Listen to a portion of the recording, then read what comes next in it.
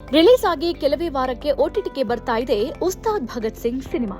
ಪವನ್ ಕಲ್ಯಾಣ್ ಅವರ ಉಸ್ತಾದ್ ಭಗತ್ ಸಿಂಗ್ ಸಿನಿಮಾ ಗಲ್ಲಾಪೆಟ್ಟಿಗೆಯಲ್ಲಿ 65 ಕೋಟಿ ರೂಪಾಯಿ ಗಳಿಸಿ 100 ಕೋಟಿ ತಲುಪೋಕೆ ಹೆಣಗಾಡ್ತಾ ಇದೆ. ದುರಂಧರ್ 2 ಸ್ಪರ್ಧೆ ಮತ್ತು ದುರ್ಬಲ ಕಥೆ ಇದಕ್ಕೆ ಕಾರಣ. ನಿರೀಕ್ಷೆಗೂ ಮೊದಲೇ ಏಪ್ರಿಲ್ 16ರಂದು ನೆಟ್ಫ್ಲಿಕ್ಸ್ನಲ್ಲಿ ಓಟಿಟಿ ಬಿಡುಗಡೆಗೆ ಸಿದ್ಧವಾಗಿದೆ. ಡಿಜಿಟಲ್ ಹಕ್ಕುಗಳನ್ನು ಭಾರಿ ಬೆಲೆಗೆ ನೆಟ್ಫ್ಲಿಕ್ಸ್ ಖರೀದಿಸಿತ್ತು. ಉಸ್ತಾದ್ ಭಗತ್ ಸಿಂಗ್ ಸಿನಿಮಾ ಇತ್ತೀಚೆಗೆ ಥಿಯೇಟರ್ ಅಲ್ಲಿ ಬಿಡುಗಡೆ ಕಂಡಿತು. ಮಾರ್ಚ್ 19ರಿಂದ ಸಿನಿಮಾ ದುರಂಧರ್ 2 ಎದುರು ರಿಲೀಸ್ ಆಗಿ 100 ಕೋಟಿ ರೂಪಾಯಿ ಗಳಿಸೋಕೆ ಒದ್ದಾಡ್ತಾ ಇದೆ.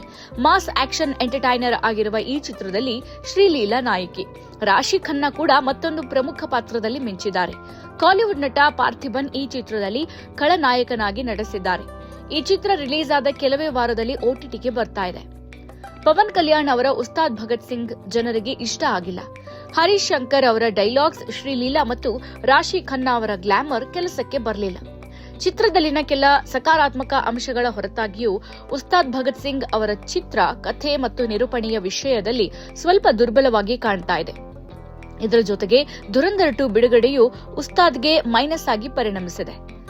ಇದರಿಂದಾಗಿ ಪವನ್ ಕಲ್ಯಾಣ್ ಅವರ ಚಿತ್ರವು ಸಾಧಾರಣ ಕಲೆಕ್ಷನ್ಗಳನ್ನು ಮಾತ್ರ ಪಡಿತಾ ಇದೆ. ಈಗ ಚಿತ್ರದ ಓಟಿಟಿ ಸ್ಟ್ರೀಮಿಂಗ್ ಬಗ್ಗೆ ಒಂದು ಕುತೂಹಲಕಾರಿ ಸುದ್ದಿ ಕೇಳಿಬರ್ತಾ ಇದೆ. ಉಸ್ತಾದ್ ಭಗತ್ ಸಿಂಗ್ ಚಿತ್ರದ ಡಿಜಿಟಲ್ ಸ್ಟ್ರೀಮಿಂಗ್ ಹಕ್ಕುಗಳು ಥಿಯೇಟ್ರಿಕಲ್ ಬಿಡುಗಡೆಗೂ ಮೊದಲೇ ಮಾರಾಟವಾಗಿದೆ. ಜನಪ್ರಿಯ ಓಟಿಟಿ ಕಂಪನಿ ನೆಟ್ಫ್ಲಿಕ್ಸ್ ಈ ಚಿತ್ರವನ್ನು ಭಾರಿ ಬೆಲೆಗೆ ಖರೀದಿಸಿದೆ. ಚಿತ್ರದ ನಿರ್ಮಾಪಕ ನವೀನ್ ಎರ್ನೇನಿ ಪತ್ರಿಕಾಗೋಷ್ಠಿಯಲ್ಲಿ ಉಸ್ತಾದ್ ಚಿತ್ರವು ಥಿಯೇಟ್ರಿಕಲ್ ಬಿಡುಗಡೆಯಾದ ಸುಮಾರು 5 ವಾರಗಳ ಅಂತರದಲ್ಲಿ ಓಟಿಟಿನಲ್ಲಿ ಬಿಡುಗಡೆಯಾಗಲಿದೆ ಅಂತ ಹೇಳಿದರು. ಆದರೆ ಅದಕ್ಕೂ ಮೊದಲೇ ಅಂದರೆ ಏಪ್ರಿಲ್ 16ರಂದು ಸಿನಿಮಾ ಓಟಿಟಿಯಲ್ಲಿ ಸ್ಟ್ರೀಮಿಂಗ್ ಆಗಲಿದೆ ಎನ್ನಲಾಗಿದೆ.